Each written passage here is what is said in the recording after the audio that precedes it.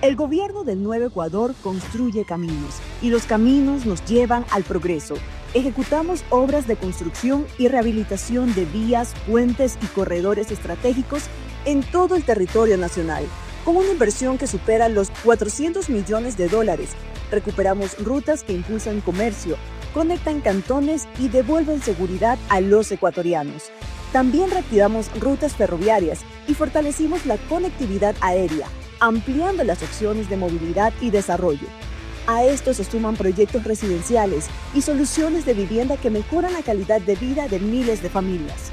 Esto no es discurso, son obras, son personas, son historias que empiezan a cambiar. El trabajo continúa.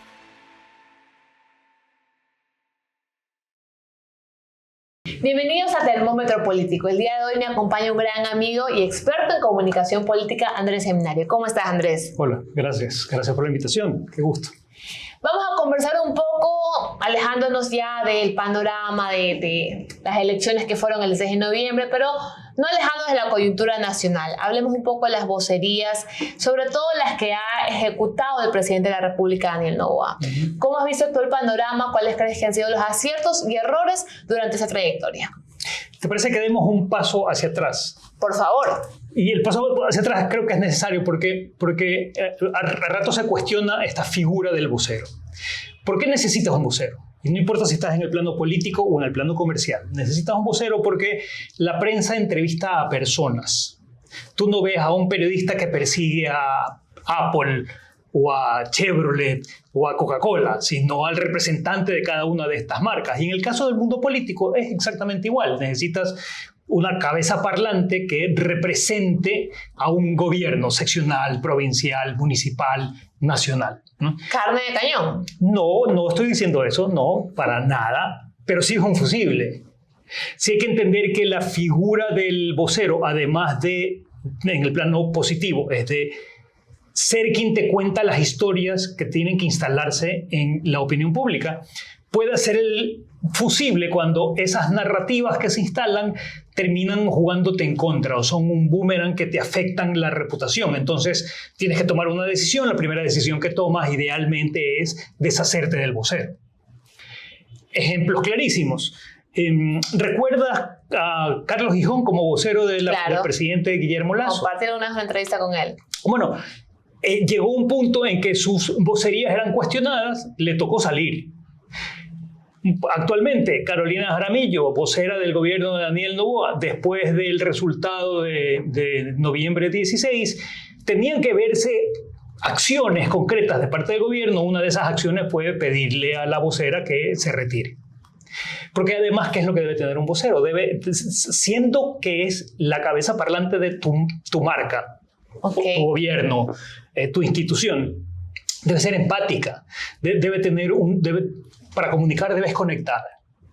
Si no conectas, no comunicas. ¿Te parece que no lo hacía la vocera Jaramillo? Yo creo que le faltaba esa sal quiteña para contar chistes que eventualmente necesitas utilizar cuando tus respuestas tienen que ser ambiguas, porque no puedes, por razones estratégicas, no puedes dar una versión muy apegada a la especificidad del caso. Y nota que no estoy hablando de verdad o mentira, sino que estoy diciendo que a ratos tienes que contar una historia que tiene que ser un poco genérica. ¿Por qué? Porque la situación estratégica lo exige, porque estás en un proceso de negociación. ¿Y qué pasa cuando la prensa o la ciudadanía te piden cifras concretas o datos más exactos? Un vocero no está obligado a saberse las cifras. Por tanto, no está obligado a darlas si no las sabe, pero sí está obligado a responder. ¿A qué me refiero? Si tú me preguntas, imagínate que yo fuese el vocero de una institución y tú me preguntas sobre las ventas de este año. Yo tengo dos opciones. La una es decirte, por razones estratégicas no te puedo revelar el monto, y es una respuesta concretísima. O la otra es decirte sin ambajes, Cecilia, no tengo la información, pero me comprometo a conseguírtela. Y luego hago la tarea necesaria para conseguirte la información. ¿Qué es lo que te quiero decir? Es que no estás obligado a saberte de todo en ese instante, pero sí a tener una posición ejecutiva. Léase a responderte de una manera que satisfaga las inquietudes. Y si no tengo la respuesta específica, concreta, tiene que haber un compromiso para obtener esa información. Te voy a citar un ejemplo que tuvimos hace poco en otro medio. Estaba un querido amigo, Andrés Fantoni, y se le preguntaba un poco con relación al concurso de fiscal general del Estado, ¿no? Y pidiendo cosas concretas, fechas. ¿Cuándo habrá un nuevo fiscal? Explicó todos los procesos y dentro del proceso decía, si es que no hay obstáculos con relación a estos procesos, sería en agosto de este año. Pero también se sacó un bagaje de información de, bueno, en tal fecha habías dicho tal fecha, en tal fecha has dicho tal fecha, y quedó un poco ambigua la información y la gente con un tono de desconfianza con relación a las fechas exactas. ¿Por qué? Porque se pedían fechas exactas con relación a este espacio particular. ¿Cuál debió ser su día? Las únicas fechas exactas que debes exigir y debes cuestionar y debes castigar si no te las dan son las de tu cumpleaños y las de tu compromiso con tu pareja. Las demás son dinámicas, son móviles porque no dependen solamente de la fecha per se, ¿no? Tú puedes establecer un rango de fechas y te mueves dentro de ese rango. Ahora, si te sales muchísimo del rango, tenemos un problema. Pero si estás dentro del rango, decirte que es el sábado 1 de enero del 1518, eso no termina de resolver la información. Tienes que concentrarte en lo importante. ¿Cuál es el truco ahí? Que un vocero debe estar consciente de que su rol no es responder preguntas, sino es de dar información, de instalar narrativas, de contar historias. Luego, como no estás obligado a responder preguntas, sino a dar tus mensajes claves, debes estar preparado para saber cómo a una pregunta tan específica como quiero la fecha y hora en que se va a hacer tal cosa, puedas darle la vuelta a la pregunta para llevarla a tu mensaje clave. Por ejemplo, pregúntame sobre una fecha específica y yo te puedo decir, si no quiero decirte la fecha específica, te voy a decir, Cecilia, la fecha es importante, pero más importante es lo que va a suceder en ese periodo de tiempo. Y llevo la conversación al terreno en donde me interesa que se haga. Más importante que se hagan las cosas bien, por ejemplo. Exacto, pero el punto es, no la contestas como tal, ¿no? Porque una vocería tampoco es una cuestión de, usar monosílabos no es un diálogo y una vocería tiene que generar un diálogo y un monólogo tampoco es un diálogo, ¿no? Okay. Que solo hable el vocero no sirve, tiene que haber este juego de idas y venidas de inquietudes, ¿no? Luego, en una conversación, si estás en una conversación y alguien solo te contesta 27 de agosto, sí, no, está bien, vas a cortar esa entrevista porque es aburridísima. Más allá de que tienes la información que tú quieres, es aburridísima. Y eso tu audiencia no le gusta. Tu audiencia está esperando escuchar las historias. ¿Por qué? Porque hoy por hoy, en el mundo digital, de la aceleración y demás, la información ya está ahí. Y tú recurres a los medios de comunicación y a los periodistas para que te construyan el contexto, te expliquen las circunstancias, te cuenten qué es lo que hay detrás y cuáles pueden ser los alcances de un hecho o de una fecha. ¿Y qué pasa si dentro de una vocería y en su narrativa deja vacíos donde la oposición pueda apoderarse de esos vacíos? Es un riesgo que no debes correr, debes tratar de cubrirte todo. Por eso yo tenía un profesor que me decía, Andrés, la mejor manera de improvisar es ensayando. Un vocero solo habla cuando sabe que tiene algo que decir y ha cubierto todos los posibles escenarios de cuáles podrían ser las preguntas para haber practicado cuáles son las posibles respuestas. Y tú me vas a decir, pero eso suena a manipulación y eso suena a mucho ensayo. Y la respuesta es, no es manipulación, sí es ensayo y es necesario. Yo siento que a veces en este espacio me estás dando esta respuesta de vocería, ¿no? ¿Cuáles son los elementos que deben tener? Y me dices, bueno, debe ser empática, pero cosas más concretas. ¿Qué cosas, por ejemplo, siendo una pregunta categórica, que no debe tener un vocero o no puede cometer un vocero? No debe tener cadáveres en el closet. Explícamelo no tan metafóricamente, por favor. Creo que ustedes saben a qué me refiero con cadáveres en el closet. A ver, depende de la vocería. Hay distintos niveles de vocería. Digamos que el primer nivel en un gobierno, para hablar de un gobierno, el primer nivel es el presidente, ¿no? Que esperas del vocero presidencial que sepa de todo un poco, ¿okay? El siguiente nivel de vocerías son los ministros. Y la función de la vocería de los ministros es una vocería técnica. Luego un ministro o ministra de ambiente no tiene por qué conocer detalles de lo que hace el Ministerio de Economía o el de transporte si es que no hay alguna relación de un caso en particular. ¿Okay? Luego, tienen que ceñirse a lo técnico de su área de gestión. Luego está la vocería oficial. Y la vocería oficial es una instancia de nuevo, cabeza parlante. Es cuando tienes que transmitir algo en particular. Tú no ves a un vocero oficial en una entrevista como esta. No lo ves en una conversación. ¿Por qué? Porque su rol es convocar a los medios a un lugar particularmente establecido, Carondelet, ¿no? Donde tienes la sala de prensa, los recibes ahí, haces una primera puesta en escena con lo que debes decir y luego abres el foro de preguntas. El foro de preguntas abierto, tú determinas cuántas preguntas son y cuáles medios te preguntan y cuáles no, y es perfectamente lícito y es válido ese juego en la medida que al inicio les digas, a ver, vamos a hablar de este tema y vamos a aceptar 3 preguntas. Por ejemplo, hay una crisis y quieres explicar qué estás haciendo por la crisis, pero por el tema de crisis tienes que estar también en otras reuniones. No pasa nada si el vocero dice, a ver, señores, quiero ponerlos al día en la crisis, voy a aceptar 3 preguntas de estos 3 medios y luego me tengo que retirar porque tenemos que seguir trabajando. No pasa nada. ¿Cuál es el problema? El problema está cuando no lo anuncias. Ahora, los periodistas van a querer seguir preguntando. Sí, están en todo su derecho. Pero si tú vas estableciendo las reglas del juego desde el principio, eso funciona y funciona en Ecuador, funciona en Estados Unidos, funciona en Francia, funciona donde veas una puesta en escena de esa naturaleza. Es parte del ejercicio de la vocería. Cuando hablaste de que los ministros, por ejemplo, tienen que tener una vocería técnica, ¿cómo reflejarías esto en la situación actual que tenemos en el Ecuador, donde la vicepresidenta está a cargo del Ministerio de Salud Pública?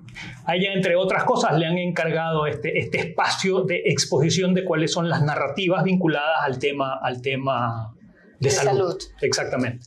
En medio de una crisis, pero ¿cómo lo hace ella si no es técnica? Bueno, de nuevo, los voceros tienen que ser técnicos en vocería. No tienen que ser técnicos en su área de especificidad, porque como te decía, el rol del vocero no es, en el caso de salud, no es de saber todo sobre la salud, no es de saber cómo comunicar las historias correctas en una crisis o en un proyecto en favor de la salud en este caso en particular. Luego, el tecnicismo no está en la especificidad de la materia, sino está en cómo lo comunicas, cómo conectas, cómo cuentas las historias, cómo haces que la gente diga, ah, mira tú, tienes razón. Y ahora sí, quiero hacer 2 preguntas puntuales. Primero, bajo todo el criterio de vocerías y comunicación, ¿cuáles crees que fueron los errores que llevaron a estas 4 preguntas hechas el 16 de noviembre al no? Qué buena pregunta, pasemos a la siguiente. Pero quiero saber cuáles fueron. A ver, yo creo que hubo... planteemos un escenario sencillísimo y la simpleza es injusta porque el caso es más crítico. Pero tenías por un lado a voceros por el no y por otro lado voceros por el sí. ¿Okay? Los voceros por el sí, sobre todo en el círculo rojo, llegaron a una instancia en donde sus argumentos eran caricaturescos. Y creo que eso le quitó peso a la importancia que debía tener, banalizaron cada una de las preguntas. Del otro lado tenías argumentos un poco más sólidos, con voceros que tenían un nivel de credibilidad construida un poco más sólida también. Entonces yo creo que el error fue haber abierto la posibilidad a que muchas vocerías de distintas formas al mismo tiempo hablasen del mismo tema y lo fuesen banalizando. Y eso debilitó, enervó la postura del sí y ganó no. Como primer tema, tenías voceros a los cuales no los estabas controlando desde el punto de vista narrativo. Y la narrativa de un gobierno solo puede ser una. No importa si es el ministerio más chico, no importa si viene desde la gobernación de Galápagos, que es la más lejana de Quito. Lo que dice el gobernador, representante del Ejecutivo en Galápagos, tiene que coincidir conceptualmente en lo que dice el gobierno en Quito. Porque son el mismo gobierno. Porque si no, ¿qué es lo que empiezas a generar? Empiezas a generar lo que se llama una disonancia cognitiva, ¿no? Este conflicto mental de un contraste de una misma instancia que te está diciendo está tratando el mismo tema desde distintos ángulos, desde distintas formas, algunas formas que son además negativas hacia el objetivo que tiene la instancia. Entonces tú dices, ¿qué pasó aquí? El no pasó aquí. Y la última pregunta, Andrés, bajo el escenario que tenemos con los errores cometidos, ¿cuál es la ruta que debería seguir en cuanto a comunicación el presidente de la República para mejorar esta relación con la ciudadanía, conectar nuevamente con la ciudadanía? Partamos del principio de que gobierno que no comunica no existe. Luego tiene que seguir comunicando. Luego, al no haber una vocera oficial ahora mismo, debiéramos pensar que lo siguiente que debiera tener el gobierno es nuevamente una figura de vocería. Es necesarísima. Más allá de la necesidad de exponer o no al presidente como vocero, que ha estado en algunas entrevistas, necesitas un vocero oficial, un Speaker of the House, como se llama en la teoría política norteamericana, ¿no? Un Speaker of the House, un vocero oficial del gobierno, ¿no? Eso hace falta hoy por hoy.